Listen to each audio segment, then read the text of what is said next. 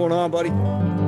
Hey, what's up, man? This week we are going to talk whitetails. Yeah, the last time you had this guy on, I ate it up, man. It was a great one. Well, yeah, I'm not sure why, because these whitetails climb hills. You don't have hills over there, do you? Very few of them. Yeah, you got flat walking deer. Yeah. There's actually some, there's a lot of similarities that I pulled out of that podcast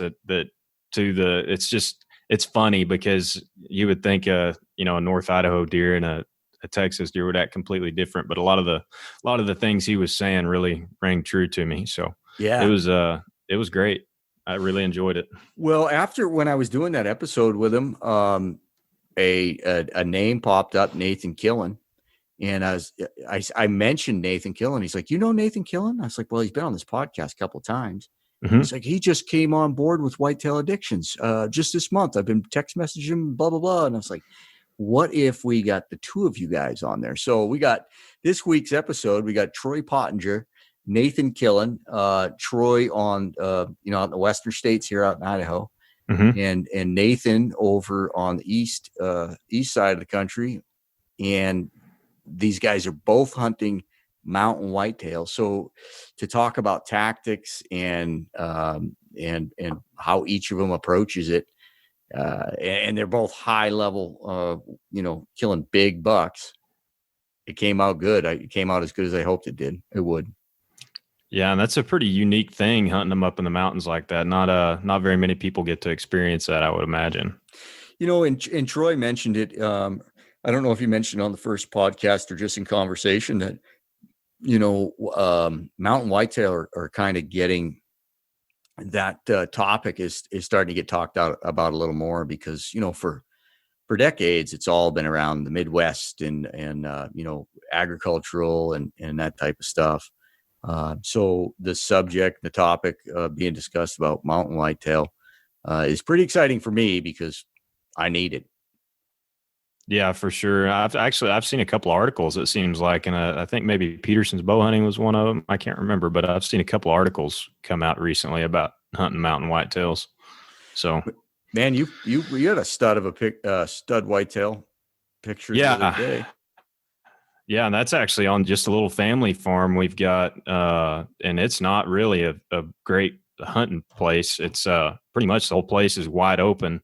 And there's a sand mine on one side of it that takes up about half of the northern end of it. The far north reaches of it's right on the Red River, so the Oklahoma border. And there's basically like 40 acres of timber there now, and that's all there is. But we got some soybean planting down there, and man, that stuff's just like a magnet.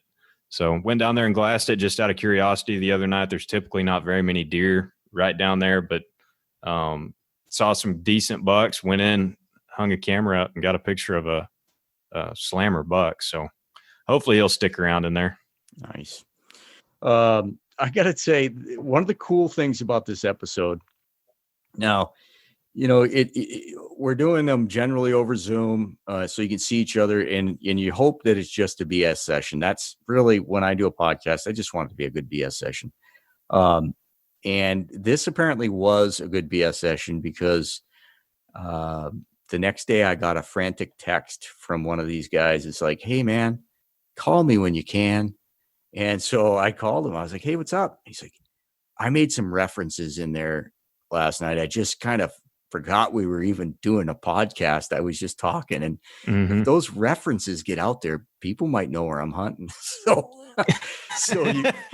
around the 8-minute mark, you're gonna hear like I feel like I'm pretty decent at editing, sometimes words and stuff, but having to take out whole pieces of it isn't real smooth. So I was more than happy to do it because I was tickled that one of these guys felt that comfortable that he slipped up. So if you hear a little some oddity there, that's what it's about. Yeah, in a good BS session, it's pretty easy to forget that you're even recording anything. Oh, yeah, especially these two guys that just kind of got lost in talking scrapes and all that. It's good stuff. Yeah, I'm looking forward to hearing it because I haven't even heard this one. So yeah. All right, you ready to get out of here? Yeah. Okay, man. Yep. I'm good. Big thanks to Selway Archery, Kifaru International, the Footed Shaft, and of course Blackwidow Bows. Thanks for listening. Thanks for the support, and good luck hunting. Roger out. All right. We'll see you, man. Hey, how about let's do the Aaron one real quick again, because there was some stuff I wanted to add. That you were working on a project. You mind trying that? All right, what's going on, fellas? Watching it rain. Watching it rain. Troy, what are you up to? I'm a little bit south of you, so you know what it's doing here. Gosh. Sunshine and hot. Yeah, what's the temperature down there? I haven't even looked, but I think it's 90 plus. Yeah, it was 96 when I came up here to the Studio B, Stickbow Chronicles Studio B. Well, man, I had Troy on. Troy, you were on like 3 episodes ago, and had an awesome that episode was well received. And when we were talking, Nathan Killen's name came up. I was like, you know him? And like, yeah, I know him. We're starting to work together. So I thought, whoa, how awesome would it be to get the 2 of you guys together and talk about your approach to mountain whitetails? Hello. I'm just listening. It's funny. I don't want to step on Nate, so I've been waiting for Nate to go first. Oh, I'm sorry. So well, first off, well, why don't you guys explain how you guys have ended up in the same circle? Well, me personally, through Exodus Trail Cameras, I was invited to a round table discussion in Ohio. It's been 4 years ago, I believe. And some guys like Ben Rising was there. Cody DeQuisto was supposed to be in there. And Justin Hollinsworth was there. Heath Cisco was there. But, just got, to be kind of like friends, I guess, with Justin and Heath, and, talk fairly often. And, but Heath, or not Heath, but Justin actually invited me to be a part of Whitetail Addictions. And that's how I got to know Troy. So, and me and Troy, we talk a little bit, text, and we've talked a couple of times on the phone too. Well, you guys working on anything together right now? Or I see a lot of what is Whitetail Addiction. So I see a lot of that. You guys just do your separate thing and that video goes in. Is that what's going on? Yeah. We're just mostly on the same team. Oh, gotcha. So Rob, what was it? Go ahead. Rob, do you want me to answer that side? Yeah. Just how I got to know Nate and how I got on Whitetail Addictions. I didn't hear it very good. No. Yeah. How you guys got into the same circle, how you got involved with Whitetail Addictions. Oh, okay. Yeah. I started a long time ago with, it was actually back with the Next Buck Outdoors group, and Justin Hollinsworth was the kind of the kingpin because we were working together on Next Buck stuff, and a lot of the Next Buck guys are with Whitetail Addictions now. And anyway, Justin was the guy that when Whitetail Addictions fired back up, said, "Hey, Whitetail Addictions is coming back. Let's get you on there." And then, like Nate said, we ended up, I've been there for quite a while, but ended up getting Nate on this year. And yeah, Nate and I just kind of hit it off because there's not a lot of mountain buck whitetail hunters out there as far as when it comes to producing video. Is that whose phone is that? Can anybody hear that? I'm on computer. Okay, it must be. Yeah, I'm on the phone. I can't hear anything. Are you on speaker? I am. Yes. You want to get off speaker? Yeah, try coming off speaker. Okay. So, how's that? Yeah, that sounds perfect. Okay. So, like you said, whitetail or mountain whitetails, it's gaining traction. I mean, there's a lot of us that that's what we do. That's how we hunt. And don't misunderstand me, because I suck at it. But that's what we have, right? So much of that information out there today is, agricultural, Midwestern whitetail. So I think it's really unique to have Nathan, you over on the east, and Troy here on the west, and maybe just talk about between the two of you, how you approach, the beginning of the year, your scouting and stuff. I mean, is it similar? What you guys doing is similar, you think? Go ahead, Nate. Yeah, I think that a lot of it is similar. I've talked to Troy and heard him talk about shed hunting and stuff, and that's one of the first things that I start doing as soon as season goes out is start shed hunting and trying to pick up sheds from bucks that I may have hunted the previous fall, or looking for new ones to start pursuing. But I shed hunt and scout areas that I like I said, hunted the previous year, and I also try to look at new areas, and that way I've always got a backup plan. So, and around here, really, there's so much territory. It's not like northern Idaho, like where you guys are from, but I could spend a lifetime hunting around here and never hunt at all. So, do your deer migrate any of those areas? No.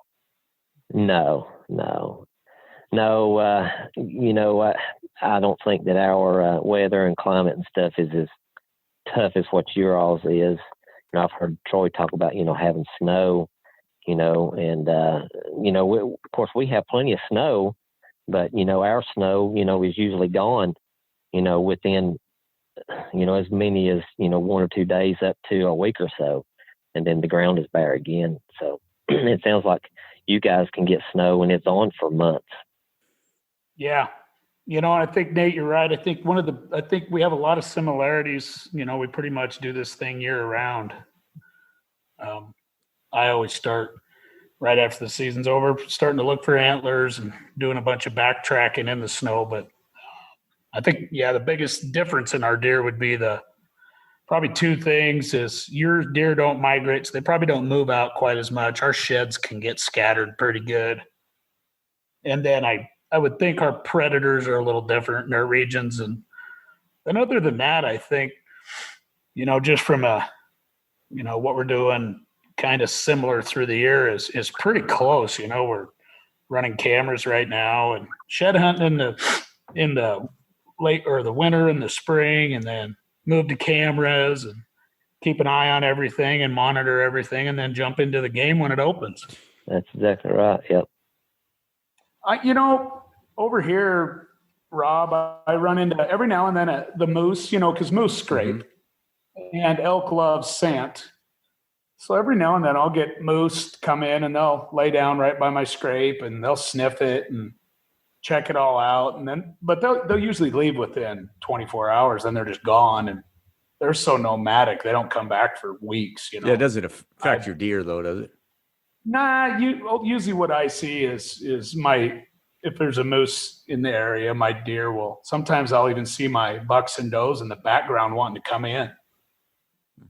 And that'd be like, what's our big cousin doing over there in our scrape? Yeah. And then as soon as the moose leaves, boom, they come right in and stay on it. But no, that's pretty interesting when I saw them. Right. It's funny. I've been getting a lot of feedback this summer. COVID was pretty interesting. It shut down the Bighorn show out here where I usually get all my product out and get buck fever publicity out and blah, blah, blah. Well, anyway, this year was an interesting dynamic. Without the Bighorn show, I had this huge shipment, and I just thought, what the heck, I'm just going to try to get it out to guys all across the country and take time to talk to guys. And it's been awesome. It actually has been one of the coolest experiences of my life. I've been talking to guys from Connecticut up into British Columbia, Alberta, and then all through the United States, including Nathan.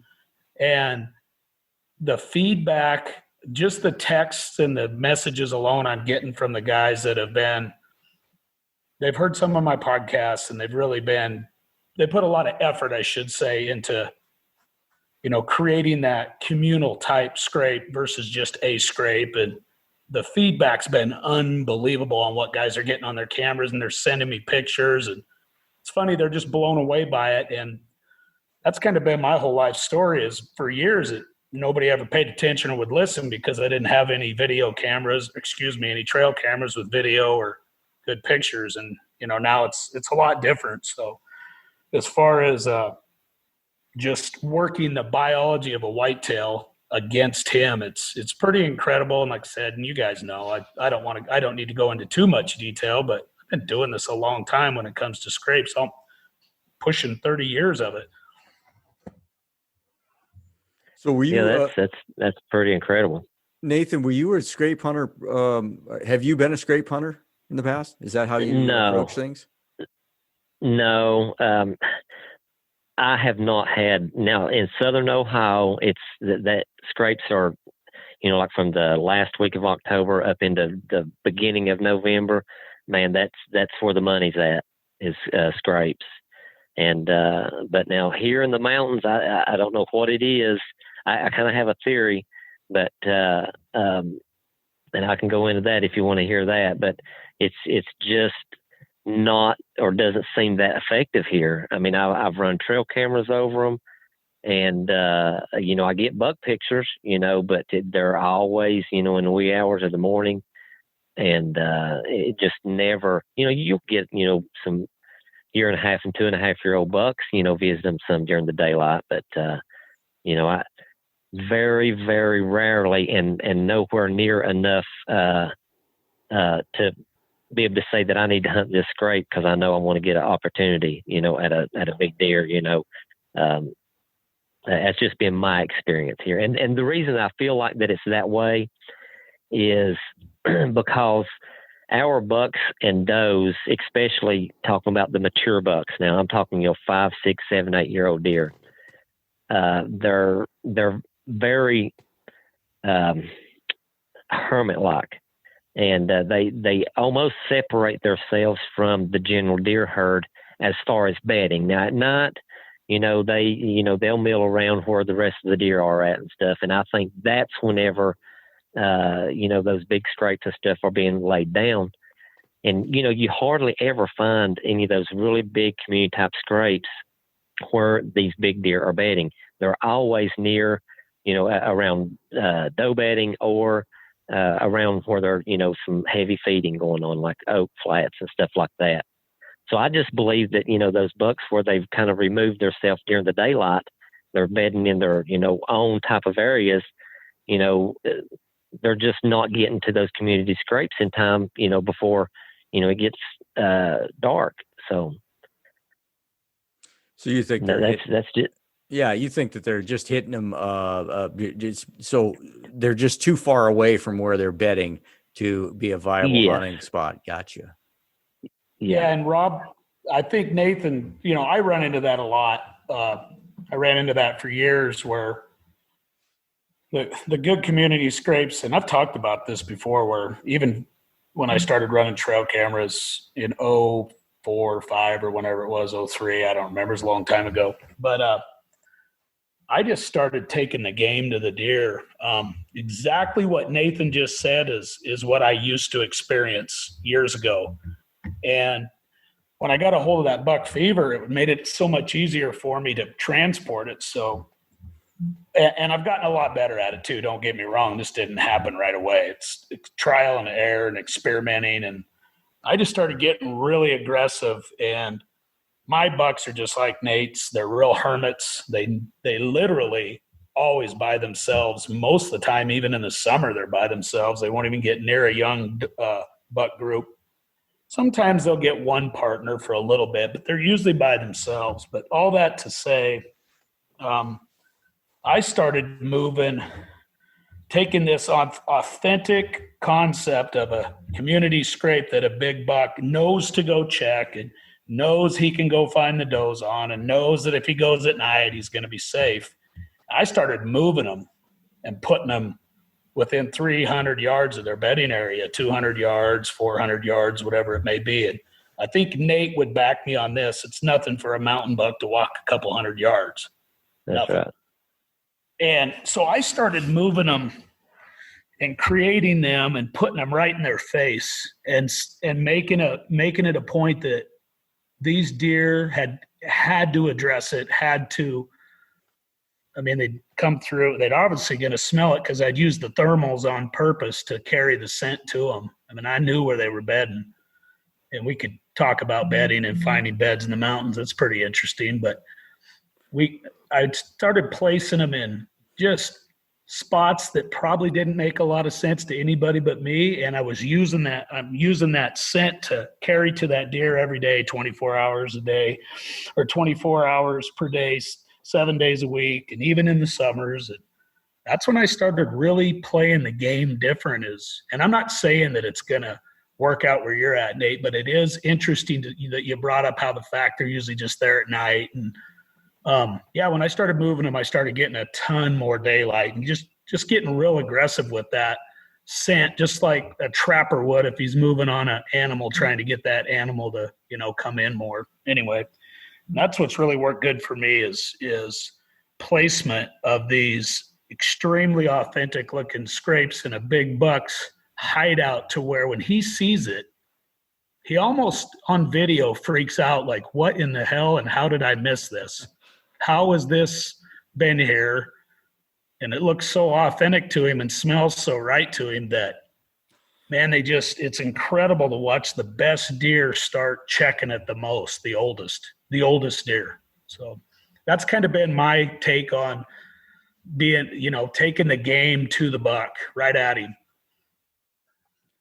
Yeah, and I think that's what's going to be my game plan. And of course, Troy's talked about this. I want to, and I've created a few of them already, but I'm going to, over time, especially, closer to season, I've got special areas that surround one particular buck that I'm hunting. And I'm going to create some of these mock scrapes, like Troy does. And hopefully that will, give me a specific spot to be able to hopefully get it, shot at him. So. Yeah. And Nate, that's what you and I are always looking for, is that right spot. And the nice thing is it can play into your favor because you get to pick the spot. That's exactly right. Yeah. And I want to say to the audience out there, Nate's killed a ton of big old whitetails. He and I both have, and doesn't mean there's one right. I love hearing anybody that thinks there's one way to kill a whitetail, because there's lots of ways. And every listener should take into account, what's working best for you, but also keep an open mind. There's some advantages to trying different things. I'm always listening, and, like when Nate talks on a podcast, or if I listen to Andre, or I listen to somebody that's got a heck of a resume and body of work behind them, I'm really paying attention to every word they say, because I think all of us guys that are in this for the right reasons, the ultimate goal is to be as efficient as we can on old deer, period. Let me ask you really quick now. It's a super rudimentary question because we've all heard it. But since this is what, Troy, this is what you've focused on for decades, what is a scrape? I mean, what is it doing? What is it signaling? Explain what a scrape is. And I mean, if the buck's visiting, picking up, finding does there, explain why it's put where it is and what the buck is getting out of it. Right. It's a communication hub for whitetails, and it's got two parts to it. And sometimes, and I'll talk about the third part that we don't often, there's actually two main parts, and then sometimes a third variable that's really important. But it's a communication hub. And of course, if you look at the biology of a white-tailed deer, they're loaded up with scent glands. And of course, their urine carries scent in it. I have talked about this on other podcasts. A white-tailed deer can inhale another white-tailed deer's urine, and they can process how well that white-tailed deer metabolizes protein, which in layman's terms mean it tells them how healthy that deer is. So these deer genetically, to pass on the most favorable genes in the world, when a doe smells a scrape or a buck smells a scrape, everybody, when we say scrape, they think of the dirt. Well, the majority of the different glands that are extremely potent, especially the forehead gland, their saliva, everything goes on the licking branch. So the licking branch is always positioned above a scrape. The dirt is used for urinating and defecating too. Deer defecate in scrapes a lot, and I get it on video. So they're leaving all kinds of scent. They're leaving their ID, but guess what they're leaving? They're almost leaving their profile picture of how fit they are. So they leave it through their mouth, through their forehead gland, preorbital, and then they urinate in it, and they'll urinate over their tarsal gland. So they're just leaving all kinds of identification and an idea of how healthy they are. So when a doe rolls in and starts getting close to estrus, an old doe will always want the most healthy buck in the area, and not want from a emotional standpoint, but she's triggered to be attracted to the best DNA. And a buck obviously puts his DNA out there and his scent out there to almost, at sometimes a big buck that's so dominant and so strong and has such great DNA, sometimes his DNA will come across to other bucks and actually kind of keep them at bay.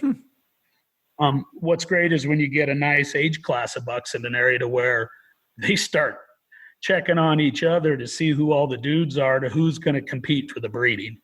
That's when you're in a really good scrape area. But all that to say, there's the dirt, there's the licking branch. Those are the two main parts. The licking branch is crucial. Licking branches get addressed year-round. The licking branch gets worked year-around by all the deer in any area. And you can listen to the greatest scientists and experts on it, and they will agree licking branches get hit year-round. I see it from the time my deer leave in January hitting the licking branch because of the snow to when they come back in March and April because they migrate. They're always right back to the licking branches to let every deer in the woods know they're there. Pawing of the dirt, tearing up the ground, that starts to pick up. And I'm interested to hear when Nate really sees it pick up. But what I see out here is as soon as the testosterone levels jump up in our bucks, I start to see especially younger bucks urinating in the scrapes right about the time they go to hard antler. Will they paw the scrape? Usually not till a little later in September. And then the majority of all the whitetails paw and urinate from October on. And they'll work that all the way through to January here. Of course, the whole time they're working the licking branch every time.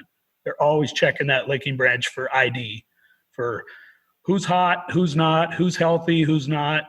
It's an interesting, very intriguing part of whitetails. And that's why I always say when I hunt whitetails, I'm trapping them. I'm hunting them just like a trapper would, and I'm using that scrape biology to bring them to me in the daylight. And then there's one other thing I want to touch on that's an important variable in my opinion. And this is just based on what I've done, my own research is I always make 2 or 3 mock rubs for visual and for scent identity around every scrape. That way, when say like Nate's wanting to move in on that big buck he's wanting to kill, when that buck walks by, he'll not only smell the scrape, see the scrape, want to address it, I give him another biological reason to want to come in and check me out. So I'm using the same forehead gland on the licking branch as on my mock rubs. So a rub is where I skin the tree up. I'll just take my tree saw and I'll skin the tree up and build mock rubs that are really easily visible for that buck, because a buck can actually see a rub, in my opinion, further away than he can a licking branch. So I really try to lock into their visual and obviously their scent and just lock them in and get them to really inspect the area and then want to come back and keep checking it more frequently to find me. You got anything to add to that, Nathan? No, not really. I mean, Troy, he's the scrape master. And I agree with, everything that he said there. Only he's able to go in a lot greater detail than what I would. The only thing that I think that I could add, I have noticed, and it goes right along with what Troy was talking about there. The more mature bucks that you have in an area, the more intense the scraping is going to be. And just, going right back to what he was talking about, the competition between, all the different bucks in there. Like here close to home, we have very, very few bucks that's going to be over 3.5 years old. So you don't see that much scraping activity. But now, like up in the mountains, if you can get, back into a spot that, hasn't been hunted very much, and you've got, 4 or 5, 6 bucks in that area that are fully mature, 4, 5, 6, 7-year-old deer, and which is an area that I hunted last year and killed a nice buck out of. That area was tore up with giant rubs and scrapes, and it's because there was all those big deer in there, last year. So, to me, the more mature bucks you have in the area, the more intense that sign is going to be. Let me ask you real quick. You talk about communal scrapes. What's the name for the other scrape, and what's the difference between the two? I mean, speaking my own experience, I knew where there's this phenomenal scrape year after year under this great big white fir, and it was humongous, but I didn't know at the time what it was. And obviously, looking back now and talking to you, Troy, it was a communal scrape. But then down the ridge, there'd be scrapes everywhere. So what are the two? What's the difference between the two? You want me to take that, Nate? This is how, and I've made up my own definition for it, so we'll see if this works. A lot of whitetails, and I've watched them do it, when they're younger, they're a lot like teenagers. They're no different than we were when we were teenage boys. They get excited, and I call it a testosterone frenzy-based scrape, where they just fired up, and it's getting closer, and they'll just, out of the blue, stop somewhere, hit a licking branch because it's in front of their face, and it hasn't even been worked before, and they'll rub their face all over it, click on it, and then they'll paw the dirt out a little bit all over and urinate and go. And there's hundreds of those kinds of scrapes in the woods.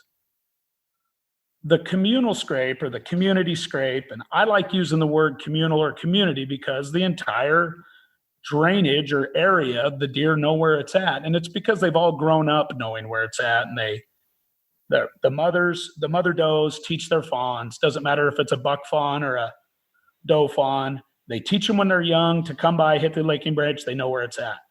And you guys, I think you'd agree with me here. When we rattle antlers or make a noise 200-300 yards away, a deer knows right where we are. They literally can almost pinpoint that location. So it's really easy for whitetails, if they're taught by their mother where a community scrape is, to remember it and to know that it's there. And the buck fawns will get kicked off, and they'll disperse out. And they'll go look for other ones, and they'll get into other communities and look for other ones. And then the does will. I've had does for decades of does grow up on one community scrape, and I've watched them on camera and teach their young to come to it. And when they have a doe fawn, she always uses it through her lifetime too. So all that to say, the community type scrapes, the reason they're usually larger is because they've been worked on and used for decades. The licking branches will almost always be multiple, 2, 3, 4, 5, 6, 7. I've had as many as 15 vertical hanging, twisted, tattered, chewed on licking branches. Sometimes it's only 2 or 3, but they're really, they show evidence of years and years of use, and I'll even say abuse on those licking branches to where they just get beat up. Versus when you walk up to a testosterone frenzy-based scrape,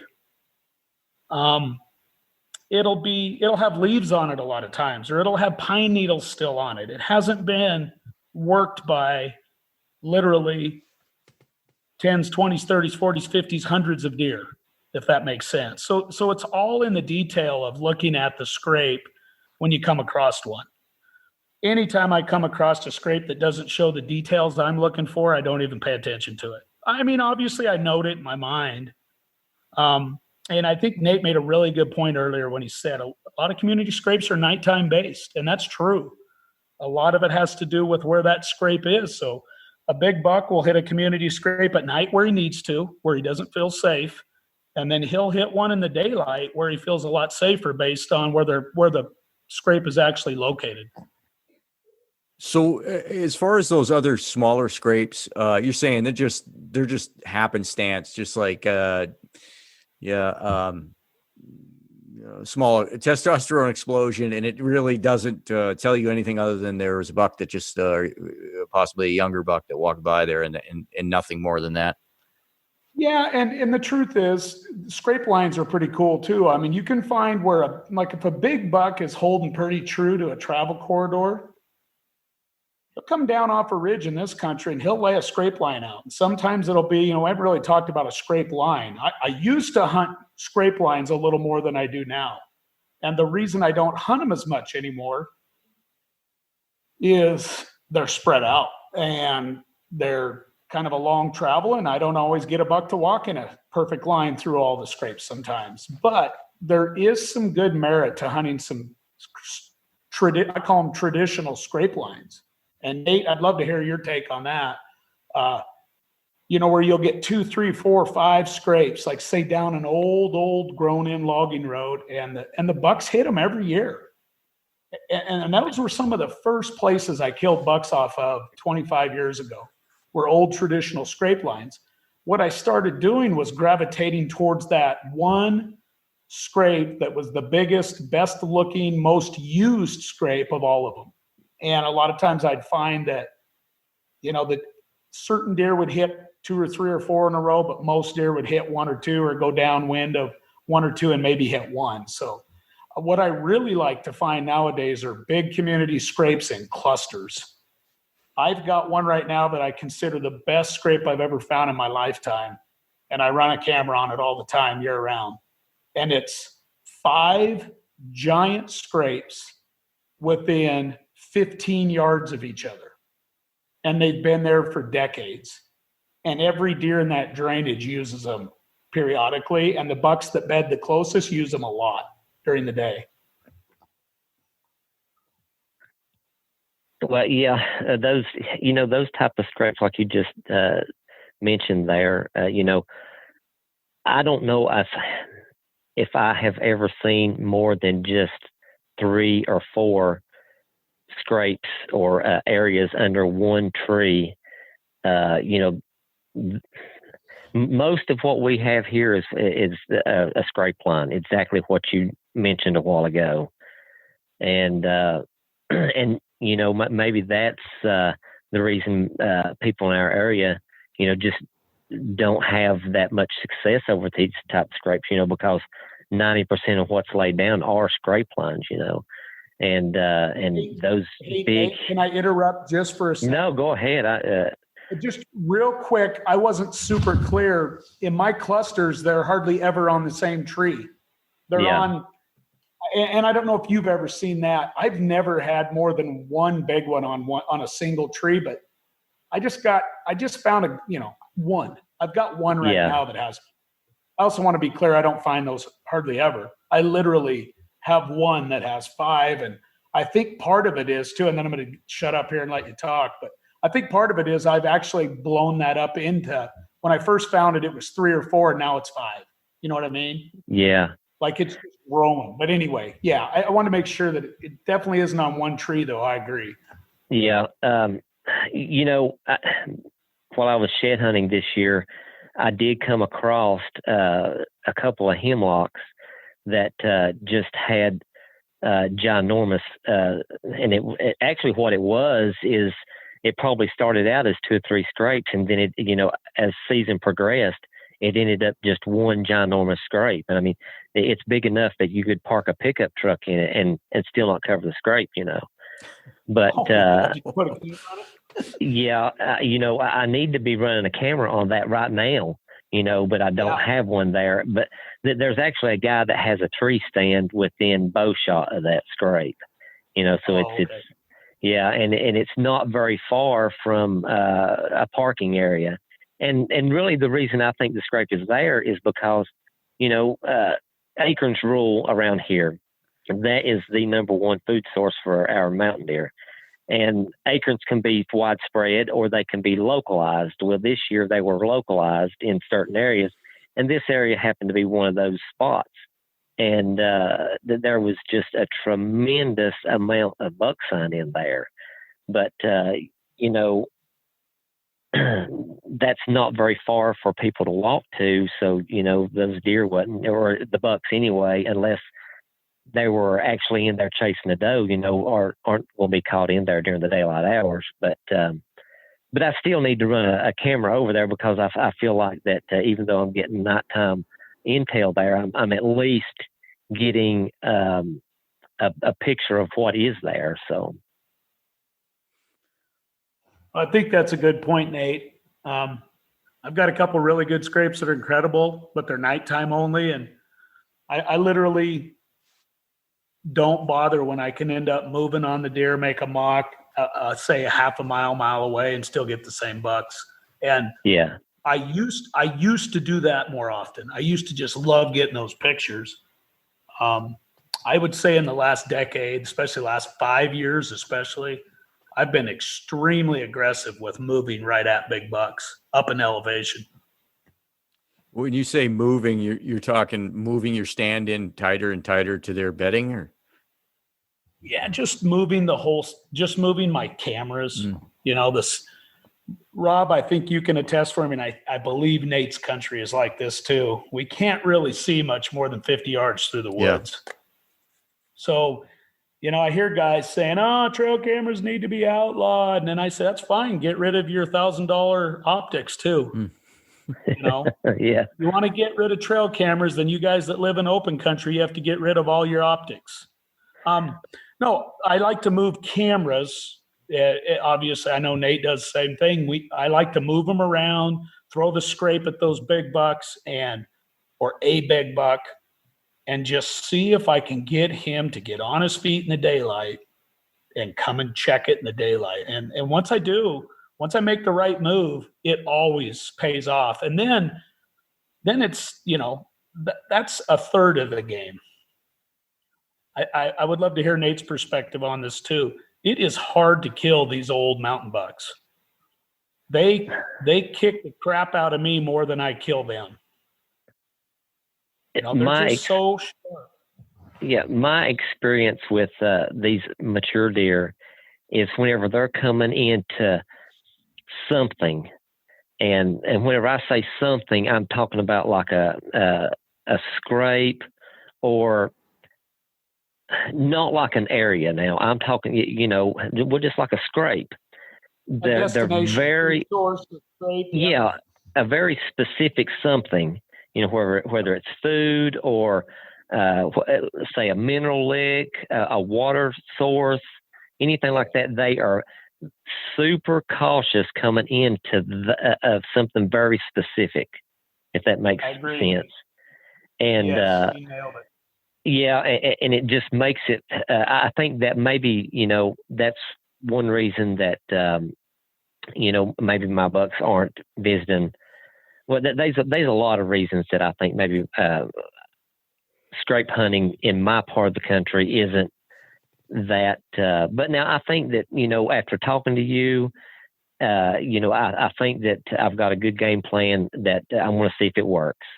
Because if you can imagine, let's just say that you have a food source, which would be acorns. Okay, once you start moving back from that food source and you start getting into the cover and stuff, the first thing you're going to run into is, where the does are bedding. And the bucks are either going to be off in a different tangent from that, or they're going to be behind that. And so, once a buck gets up from his bed, he's almost, coming through nothing, and then he starts filtering into other deer.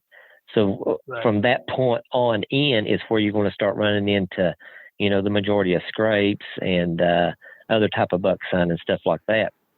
And by that point, it's already dark. And but now, like after talking to you, I think that I need personally to try to start manipulating his bedding area, around the circumference of it there, or the outer perimeter of it, with some of these community type scrapes. And that may be the difference there. So, or might make the difference. It'd be interesting to find out how it works out for you. Nate, I do get a hunt out of state, and I hear you talking about acorns. I would, for me personally, and I've got to hunt some, like Oklahoma has a good acorn crop and stuff. If I ever lived permanently where there were acorns, I think I would set a lot of triangles up with acorns, a great acorn spot, throw a scrape in the triangle, including my stand in the other part of the triangle. I don't know. That's just something that intrigues me if I were to hunt an acorn. Like if the acorns are the number one food source draw, will your big bucks eat in the right acorn area, even during the daylight, or not?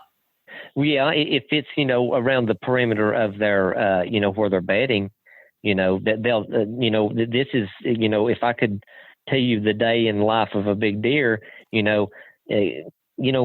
like yours, that the acorns are widespread, whenever he gets up from his bed, say 30, 45 minutes before it gets dark, maybe sooner than that, if it's cool that day, he might get up an hour or so. But he's going to move out to the edge of where he's bedding. And, I can see him, standing around feeding and stuff like that. And which is where I want to be. That's the type of areas I key in on. And then once, the thermals start dropping and he's ready to go, socialize a little bit, then he's going to start making his way on into where the rest of the deer are. He'll spend the night there. And, that's whenever he's leaving all this deer sign and stuff that 90% of the people see and hunt over. And then, before it gets daylight, he's headed back, to the top of the mountain or wherever he's bedding. And he's making his way back through those doe bedding areas, and while he's traveling back and forth, he's snooping around. He knows what's going on. And, because, smell is their number one communication, just like scrapes and stuff. And so by daylight, maybe before, or, maybe a little after, that then he's back in, his bedding area. But now, whenever, buck bedding seems very popular on social media right now. Everybody talks about buck bedding. And sometimes I'm afraid that when people start looking for buck bedding, they're looking for a specific spot that deer is bedding. And I have seen very, very few instances that I feel like that a buck has spent a considerable amount of time in one bed. Most of the time, whenever I'm talking about a bedding area, it could be 5 acres, it could be 200 or 300 acres. And there's not just one of these areas, throughout his home range, there's going to be several of those. So, you're nailing it, Nate. Yeah, that's one thing that makes it so difficult. And, it's no wonder that 90% of hunters don't kill any of these big deer, because, all the signs that he's leaving at night, that's where they're setting up at, and whenever they're in there hunting and stuff like that, they're leaving scent and everything else, and they're just making that situation that much worse. So I couldn't agree more. And I think it's important to say too, we're not hunting congregated deer, which when I do hunt the Midwest in some places, they don't have a big choice on where they get a bed sometimes. But the deer you and I are hunting, I call them bedding zones. I won't even call it a bedding. I call it a bedding zone just to put out a different word, because like you said, the zone for some of my bucks, and I've been able to kind of pinpoint it based on trail camera evidence, different days, different spots, different parts of the mountain. It might be 200-300 acre area he's laying up in. And he's got to play that game because of not just us hunters. My bucks are playing it to use the favorable wind that day, always using the thermals, and then, of course, to evade predators. I think most big bucks that have heavy predation, older bucks learn that if they don't have 3 or 4 or 5 different beds, and like you said, even more than just one bedding zone, they'll have 2 or 3 within their home range. And a lot of it has to do with where they're eating. A lot of it has to do with seasonal food. Yep. And the different pockets of does that he's going through visiting. Yeah, that's a really cool point, Nate. Is I bet your bucks do this too, but my bucks move around, set up on a doe group for a few days, and they move to, they literally almost have like hotels and motels that they hit during the rut because they're staying on a different ridge and a different mountain for a few days, for 2-3 weeks at a time during the rut. Obviously, during the way before the rut ever kicks in or after late, I usually catch them back in their favorite, what I like to call a hideout, their favorite most of the time hideout outside of the rut. And then they kind of go on a trip during the rut for about 3 weeks, 4 weeks to where, they could easily be bedded, 2-3 miles away for a week. Yeah. That's why it's so important to spend as much time in key terrain features that are in relation to where he's bedding, because he may not be there.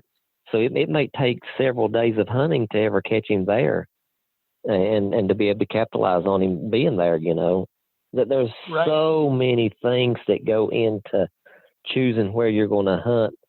And, everybody wants to know how to identify these things and spots, but that is a very difficult thing for me anyway to put into words or on paper, because I don't know about you, Troy, but a lot of times, and probably a majority of the time, there's certain things that has to fall in place, like wind direction and stuff like that, but most of the time it's a gut feeling,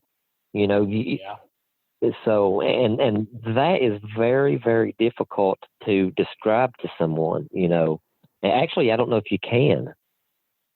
Yeah, I think that we need to, I believe that instincts can be a gift. And I think that instincts also get built over time. When you spend as much time as you do in the woods or as much time as I do, I'm like, that whole gut feeling, sometimes I'll walk into an area and I'll just sense it. And I know it's based on years of the right smell, the right look, the right light, the right terrain feature, and boom, I'll just say, this is going to be money. That's exactly right. And it's like you said, it's a gut feeling. It's that instinct that I do believe it comes with experience also.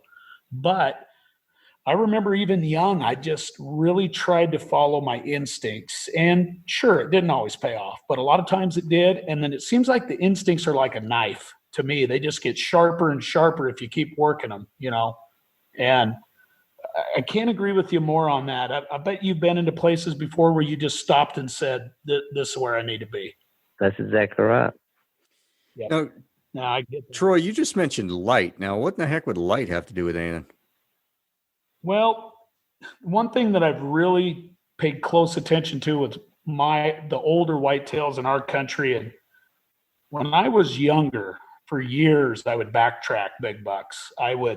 Let's say I was in a tree stand and a big deer got by me.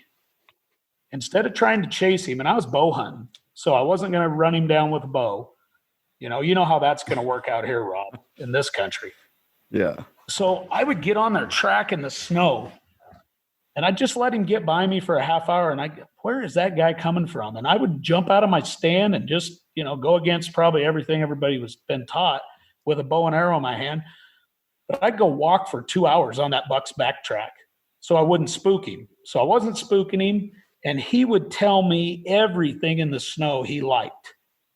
And what I started noticing decades ago is that all my older deer, they would literally in the snow avoid even the smallest of openings in the high pressured areas. Out in the middle of the big timber, Rob, and there'd be a meadow. They would literally cut through the darkest timber to get around that meadow. They'd stay in the norths. When they got to a south, they would be in heavy cover, hardly ever see them out in the open, walking in the open. And that's from literally walking their tracks. I'd see where they bed down, see where they stayed overnight. Sometimes I didn't even have to walk that far and realize that I was 400 or 500 yards away from that buck all day. He just decided to get up and move in the middle of the day because it was that right time of the year. Or, we start getting snow out here in the higher country in early November. So I was able to backtrack some pretty interesting information. And then over the years, I've just really tried to pay close attention to putting all of my stuff, all my setups in darker timber. I really like inside edges where there's like a 20 or 30 or 40-year-old clear cut that's all grown up and just full of brush next to old growth timber or stuff that hasn't been logged for 100 years. I like that low light. I feel like a lot of our old whitetails, obviously, I don't think they consciously think about it, but I think they've learned through stimulus and response to stay out of the real bright light, if that makes any sense. Absolutely. And I think it makes perfect sense. Talking about bucks preferring, darker timber and stuff like that. It a really good way to look at these older age class bucks is they're almost like a stalker out there, just slipping around in these, dark holes and stuff, trying to, figure out what all is going on within the deer herd and, but yet be undetected themselves almost like. Yeah, Nate, they really use those thermals every day, don't they, to scent check stuff from 100, 200 yards away if they need to. Oh, yeah. Yeah. They just, I think they want to know what's going on, but they almost want to do it, covert. Yeah. Yeah. Covert. That's a perfect word for it. They're a very covert animal. They are. They're like a ghost. I mean, you hear the ghost. Well, I've had big deer that I've killed. The first time I ever seen them in the daylight's the only how should I say it? I said that wrong. Have a buck on camera for 2 or 3 years before I ever got him in the daylight, always because of my mistakes. But when I finally got him in the daylight, I had to get him killed because he hadn't made a mistake in 2 or 3 years being so covert, Covert and what was the other thing you call a stalker? It's my experience. That's hitting the nail on the head because they're irritating as hell for me. Well, trust me. I think they irritate Nate and I sometimes too. But absolutely, that's why I can't quit liking them more than any. There's nothing I like better, just because the old whitetails in the mountains, and even I've hunted some big whitetails other places. I just love how careful they are. It just blows my mind how detailed they are in their movement. I want to back way up, way in the beginning. Nathan, you said something about you weren't sure how scrape hunting was going to work or something to that effect in your area. And something that always intrigued me is, like a place like Ohio. And I talk to people, that hunt deer in Ohio or Iowa or some of this, just other places. They talk about how vocal they are and vocal starting in, early October and vocalization. Now, the question is twofold. Troy, you feel like our deer around here are as vocal as other places in the country? And then number two is, how are they different? How are they different? Because I know they are from one end of the country to the other. I mean, if Nathan, you spent as many years as you have chasing mature whitetail, do you feel like you were just missing the scrape scene, or are they different from this end of the country to yours? Well, I feel like that it has a lot to do with deer density and the geographic location that you're at.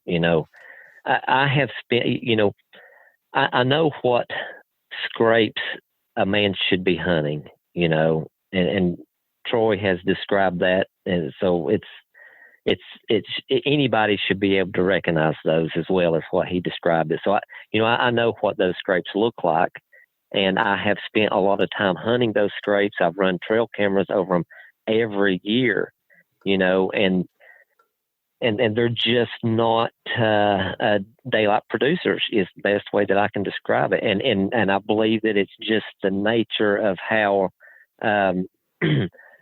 the topography and the habitat is. I think that maybe if the habitat was more broken in the places that I hunt, that might create better scenarios to hunt over, because the deer are forced into smaller areas to bed. Because where I'm at, it's continuous type area, and I know that Troy hunts continuous type areas too. But I think your food is probably more evenly dispersed through your country, isn't it, Troy?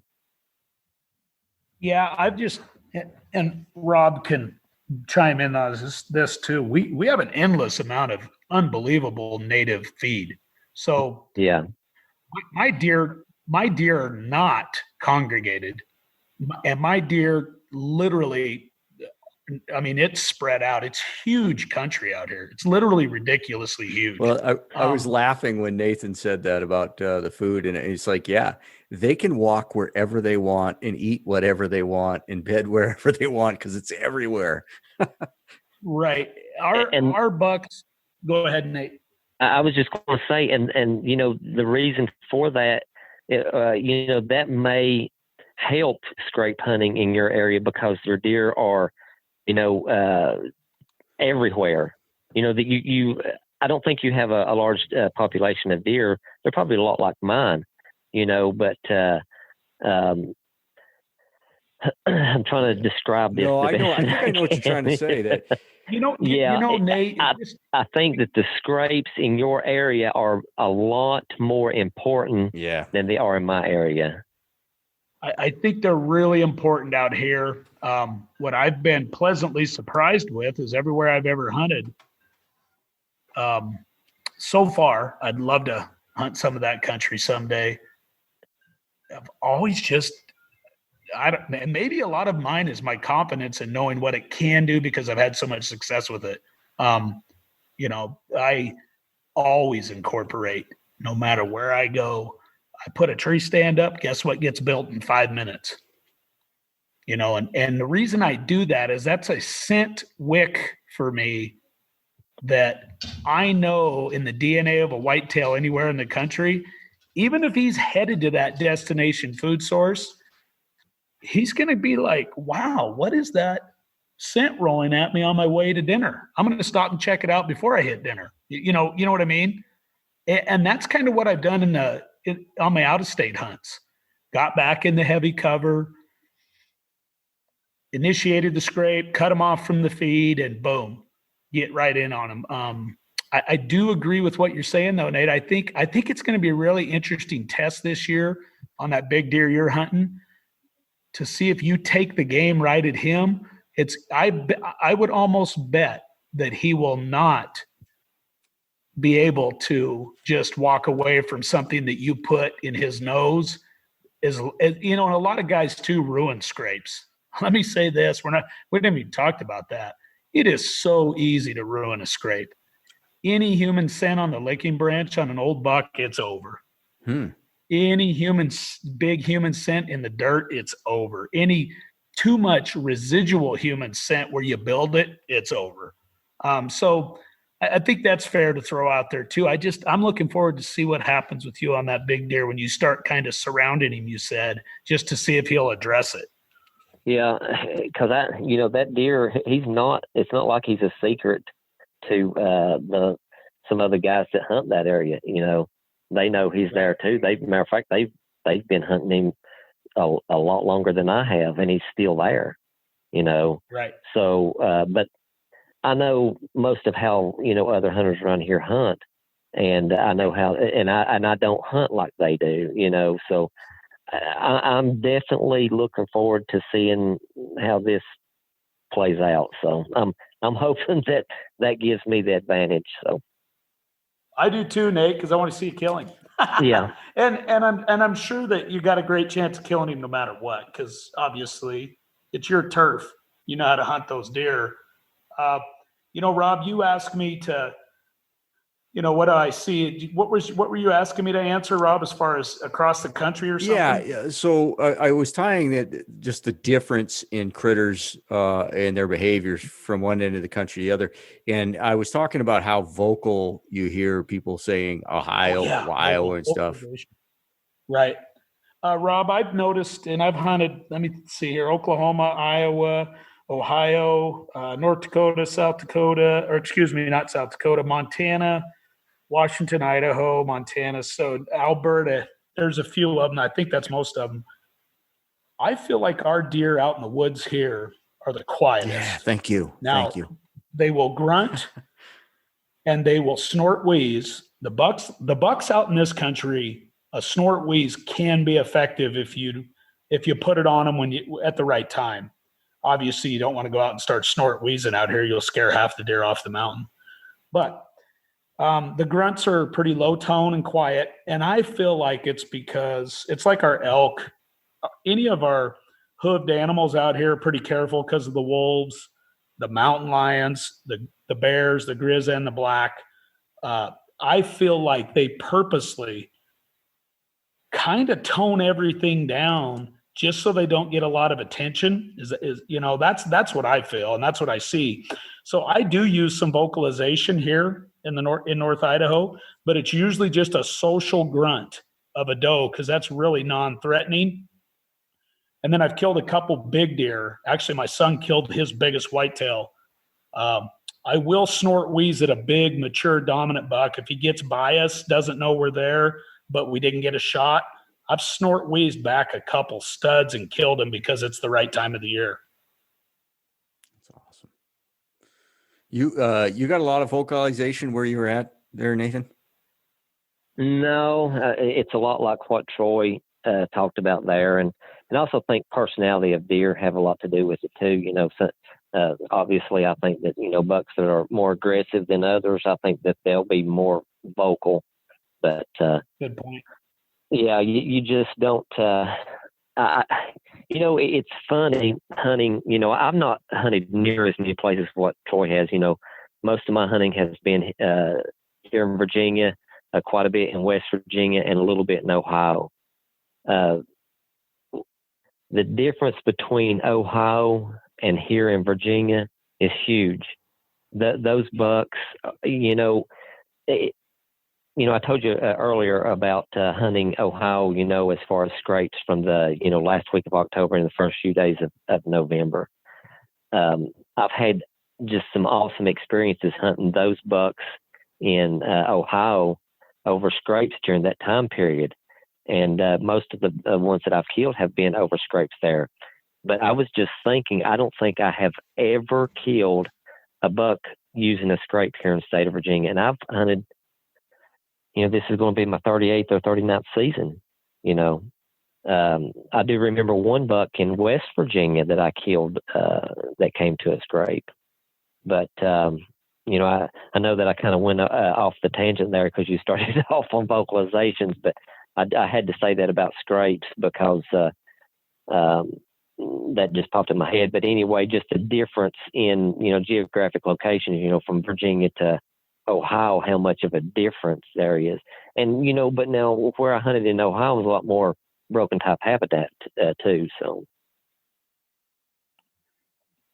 Nate, when I was in Iowa, I've been there twice, killed once and then passed the biggest deer of my life at 8 yards so my landowner buddy could kill him. But anyway, all that to say, so I do know what he ended up scoring. Anyway, all that to say, the deer for me I've been to Ohio once, Iowa twice, really loud, like just talkative as can be is what I experienced. And I almost felt like it was just the fact that lots of deer congregated and not afraid of predators at all. Interesting stuff.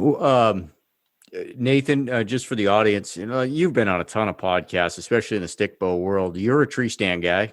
right? Yes. Yeah. Yep. And Troy is as well. What do you guys feel like you want to touch on anything? I mean, those were the two big things I was really looking to get out of here to get out of this podcast. What are we missing? As far as tree stands Oh, go? just your tactics, techniques. You know, Nate, if you want to go first, go ahead, or I can go. I don't care. Well, as far as tree stands go, you know, whenever I leave the truck, I could be going, you know, anywhere from a half a mile to, you know, 3-4 miles back and gain an elevation of, you know, up to 1,500 feet. And I know that, you know, that's a lot of what Troy has to deal with too. So, you know, really lightweight mobile setups is going to be, you know, huge. But now at the same time, you know, there are certain areas that I do keep, you know, some sets in, because traditionally, you know, during the rut and stuff, they can be dynamite places to hunt. And but as far as tactics, I really don't have any tactics I could say that I do. You know, I just key in on terrain features and habitat features that's going to, you know, that are really in proximity of where I feel like a big deer is bedding. And acorns are going to, where they're at is going to dictate the direction that he heads off into once he gets up out of his bed. So that's, you know, it's really important to be as close to where he's bedding as possible and just getting in those key terrain and habitat features. And the more you have in one spot, you know, if you have 2 or 3 terrain features and an edge or two thrown in there, you know, that you've got, you just up your chances there exponentially, you know. So the more terrain and habitat features you can get, the better off you are. Yeah, and I'd jump on that and say exactly. I mean, I'll add a few other things too, but like Nate says, terrain is huge. Terrain in the mountains, especially terrain, habitat features.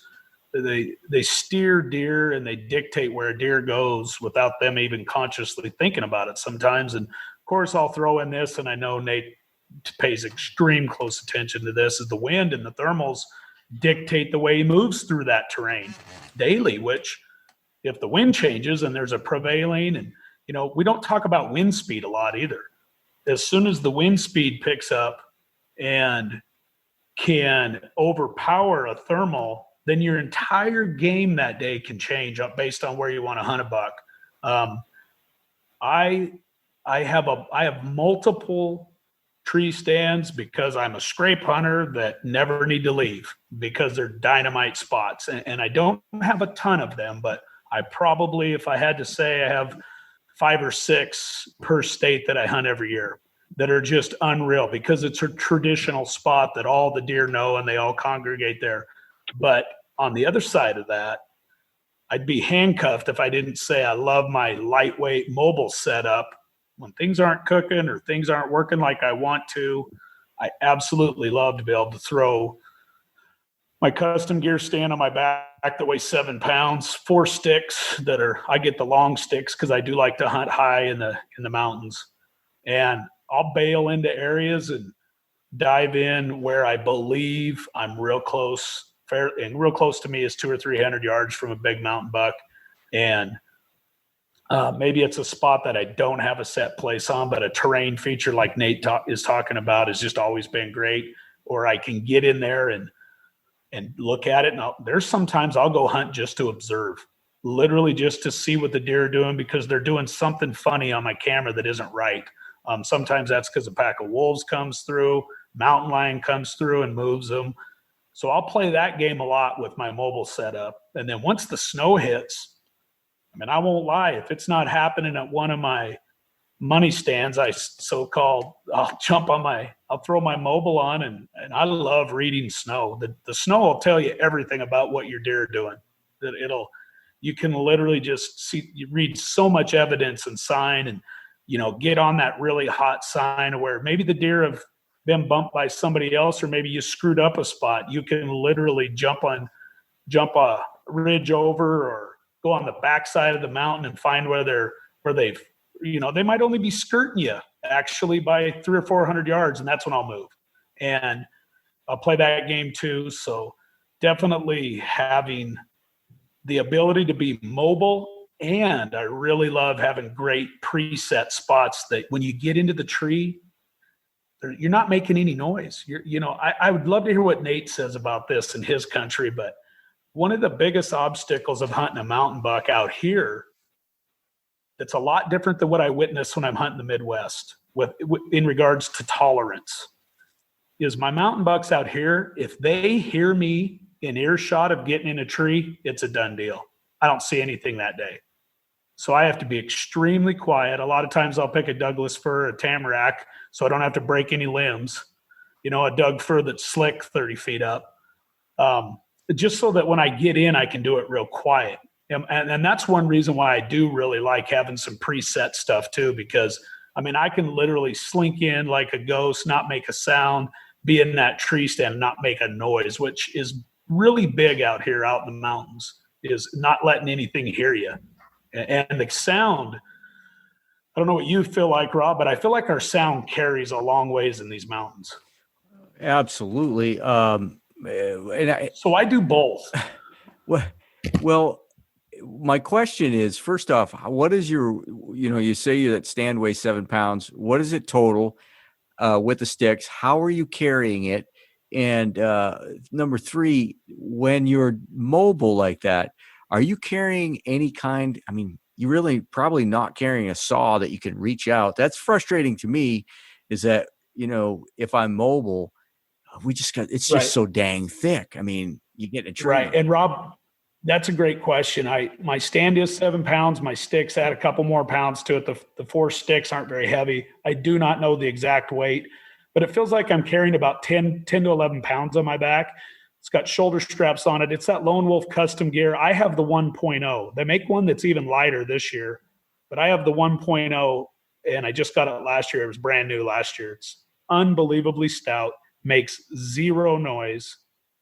I like the sticks from Lone Wolf Custom Gear, and obviously we work for them, so yeah, we're plugging them. But the sticks are the best on the planet. They have a silent coating on them, so when you put them on a tree, you have 2 loops on the cloth material. You don't have any metal ever clanking anything, so it's all super quiet. You put a stick on the tree. I can be up in my Lone Wolf Custom Gear stand in 5 minutes, 4 sticks. But I've done a lot, I practiced it a lot. Regards to timber species, tamarack and big Doug fir, not too big around in circumference, but if, they'll usually be slick 30 feet up. Mm-hmm.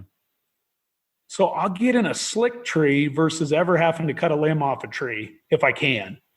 And obviously, I'm an old logger, so I'm hunting pretty high elevation if I'm in Doug fir and tamarack. Yeah. You know what elevation I'm hunting. If I was hunting lower elevation, I'd have to be fighting white fir and spruce and everything else, and they're a pain in the ass. Man. Yeah. So yeah, if that answers your question, it's incredible to have that option. I've killed bucks both ways. I like being a well-rounded hunter, not just getting into one mindset of, I'm only going to be mobile, or, I'm only going to be stationary because that's what works best. No, I always try to pick the best plan of attack for the equation that's in front of me. And that's how I attack it. What's going to work best? How am I going to be most efficient? How can I be deadly silent? And the cool thing about these stands that I hunt out of, and I know Nate does, and I've hunted out of Andre DeQuisto engineered stands for 30 years almost. And I've always used his tree stands. It used to be Lone Wolf. Now it's Lone Wolf Custom Gear. Also the XOPs, Andre engineered those, he and Cody did. And Cody still works for them, but they're just all the stands. I don't know if you've ever been in one, Rob, but they make no noise when you're in them. It can be 0 degrees out and they don't creak. And to me, that's huge for us. I have a heartbreak again. I'm a whitetail idiot.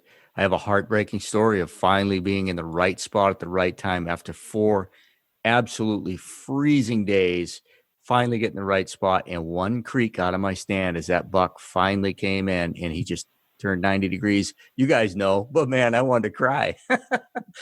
What was it? A steel stand? It was a steel stand. Yeah. I won't hunt out of a steel stand on a big deer. I won't do it. Yeah. You know, and Nate, Nate, how do you? I mean, what are you running, Nate? I'm running the same thing you are. Along with custom gear stuff.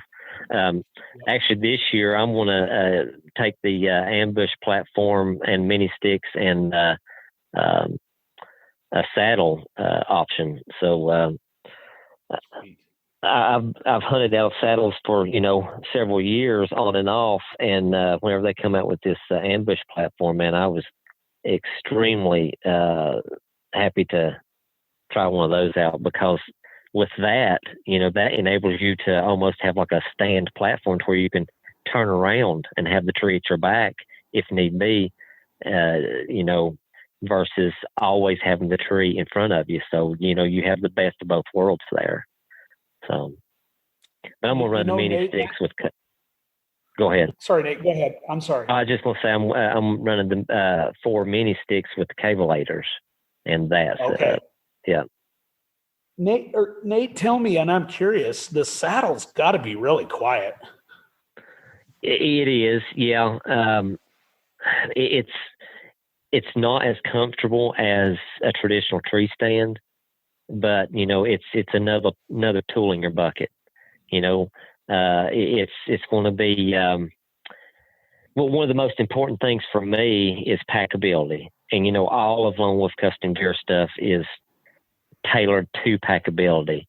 But whenever you go with the ambush platform, which is almost like a stand platform cut in half, that size, and then the 4 mini sticks, and then a saddle that rolls up to the size of the football, that's a really compact, lightweight system. And I've just been really particular about my gear in that way. I don't want anything sticking way out from the sides or up above my head, or that way I can slip into places really quiet and get up a tree.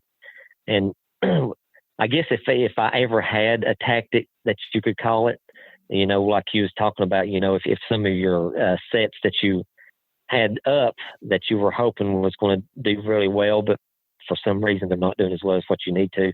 So you've got to pull out the mobile setup and you start, scouting and popping up a tree. One of my favorite things to do is once I get into a spot, I'll hunt it that evening, and then I'll hunt it the next morning. And that kind of gives me a good idea of what's going on in that spot. And then I'll, from what I've seen, and in those 2 hunts will decide whether I, go and keep hunting that spot. If not, then I get down off a tree and I go again scouting, and I'll do that over and over. And, it doesn't take very long, and you're back in the money spot again. And matter of fact, I've killed a lot of deer doing that.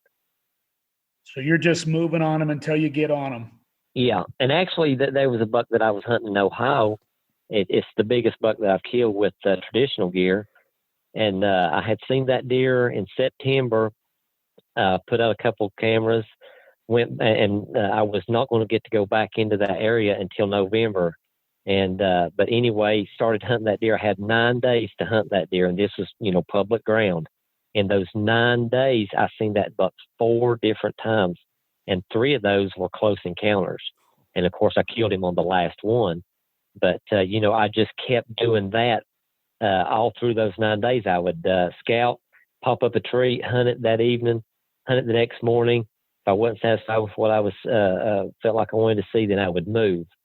And actually, the second time that I had an encounter with him, him and a doe went off into a river bottom, and that was really thick, and I knew that they was going to spend the rest of the day down there. So I pulled my stuff from out of the tree there. I moved and ended up having another close encounter with him that evening as he was chasing her, because I knew what the directions they were going to end up going, and that's exactly what they did. But he ended up chasing her right back down in that river bottom, so I didn't get a shot at him. And I moved again 2 more times. And then the next time I had an encounter with him, I luckily killed him.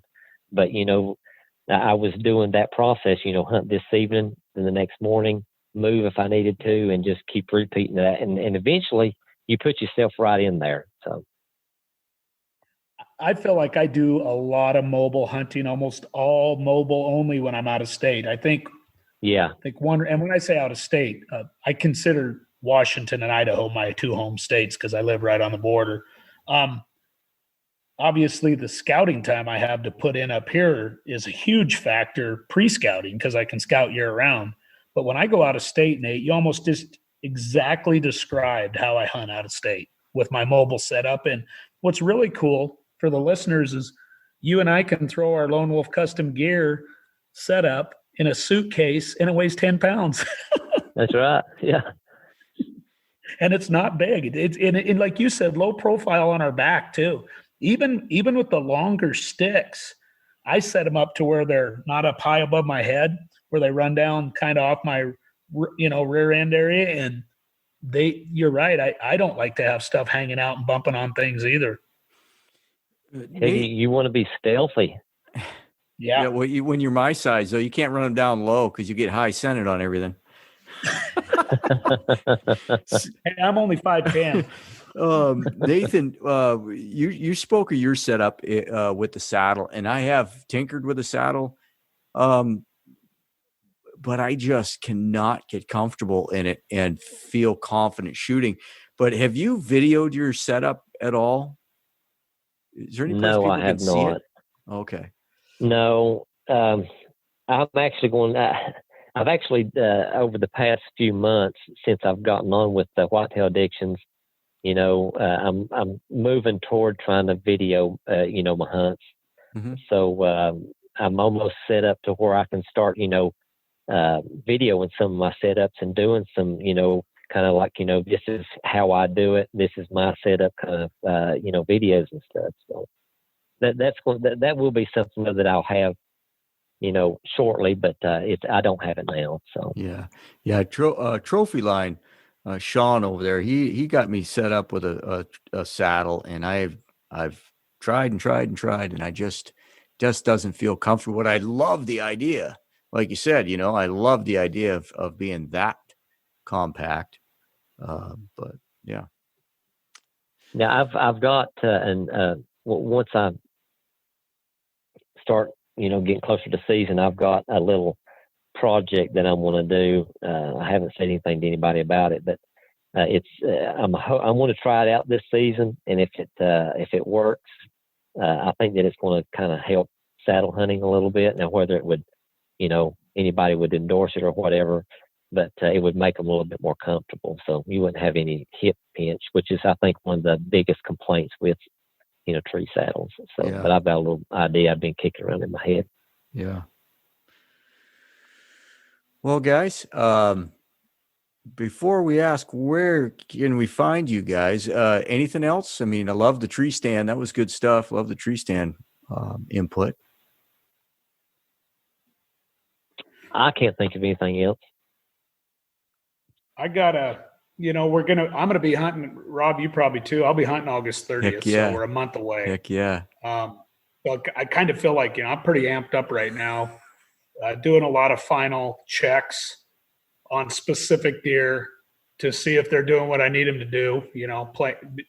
Killable, and I'm just really excited about this season. Just the fact that our whole whitetail addiction staff. I mean, you talk about a group of hunters from all over the United States, and we're talking working men, guys that work for a living. They're not sitting on a highly managed property that they got all to themselves, and it's just, for me, really cool to see guys like Nate come on board, because we're just giving all the different flavors of whitetail hunters out there that are blue collared working guys, that are getting after it and still making it work. So I hope we get some of the listeners out there to take a look at our YouTube page and give us some feedback on what they want to see. And, that kind of stuff is really important to us guys, because we're trying to bring reality, real life, nothing staged, nothing made up, just raw whitetail hunting. And all of us guys are solo filming ourselves. So it's a job. Like it is you're not only you trying to kill a big buck with your bow and arrow at 20 yards, you're running a camera on him too.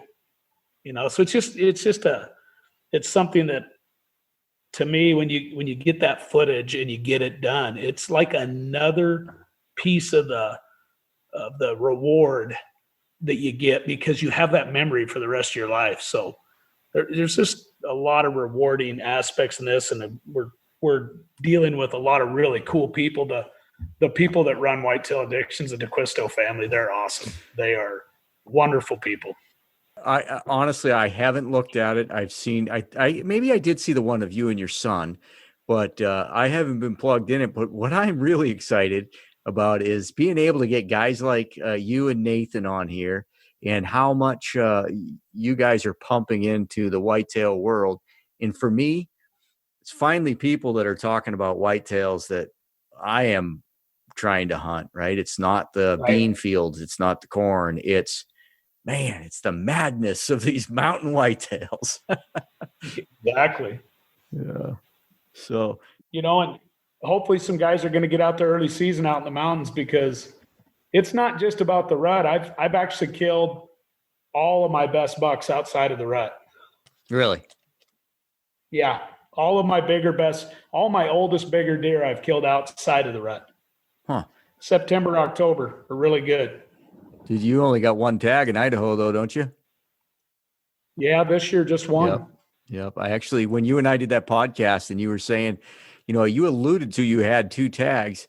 I actually had a couple of buddies in Idaho that called me like, how does he have 2 tags right now? I was like, no, I don't. I think he misunderstood my question. I did. I actually, what I meant by that is I could have had 2 if I would have wanted to buy 2. But they did sell out really early. I mean, did you buy a second one? Yeah. You can't buy the second tag until August 1st. Oh, so they sold out before we could get to them. Yes. Yeah. That's right. Oh, that's right. Everything sold out this year before we could get to them. Yes. Yeah, exactly. Yes. And actually, okay. Yeah, I did. My buddy Jack, right? He text messaged me. He's like, how did Troy, he's like, said something like, what's the back door that you famous people can get 2 tags? I said, no, I think Troy misunderstood my question. I misunderstood what you were saying, because I've always had 2. Yeah. And did you tell me on air that they had all sold out? I think I can't remember. No, they hadn't sold out then, but that's kind of where the discussion goes. No, I just misworded the question, and it's just funny. As soon as I heard they sold out, I was shocked, though. I was like, are you kidding me? That's first time ever, isn't it, for us? First time in a long time. Well, they used to sell out, but we never had the option to buy the second tag back then, so we really didn't note it. But I don't want to run down the rabbit hole, but I had Toby Boudreau on. He's chief of wildlife. I did a podcast earlier with him today. And there's some changes coming. We probably won't see that second tag again. Really? But and just because of the amount of tag sales. But there's a lot coming down the pike for non-residents in Idaho. It's not all bad. So now I got to ask you, Rob, since you brought that up real quick. If you say we as in residents won't ever have a chance at a second tag, you don't think? Not in the way that we were doing it. Yeah, because they will continue to sell out. Yeah. Right. Yeah. Okay. Yeah. Well, guys, where Troy, you go first. Where can people find you? Obviously through the Whitetail Addictions crew, Lone Wolf Custom Gear, but personally, just Troy Pottenger. I've got a Facebook, but it's about maxed. And then my Instagram is mountain_man33 on Insta. I talk to a lot of people on Instagram just because it's so easy, and that's my Twitter too. Twitter, I don't really I mean, I put stuff on there, but Twitter's kind of a big deal for big time people. I can't figure it out. And it's kind of funny. My son has way more Twitter followers than me, so that just tells you. I just can't figure it out. I've been on Stickbow Chronicles on Twitter. I can't figure it out. No, you can. I talk to Nathan on Instagram a lot. I just like Instagram. It's so easy, and And then there's Facebook, and just those two places. And then I've got my little YouTube channel. I don't ever make a big deal about it, but if guys want to watch some cool scrape videos and a few kills, I throw some stuff on there, just my name. Okay. And then do people buy the Buck Fever Synthetics? Well, that was only because my show got canceled, so I just sold it online this year. Gotcha. But normally I just sell it at the Bighorn show. Okay. I do want to, put out there too that the Buck Fever Synthetic guys, anybody that wants Buck Fever Synthetics, just go to buckfeverusa.com. Okay.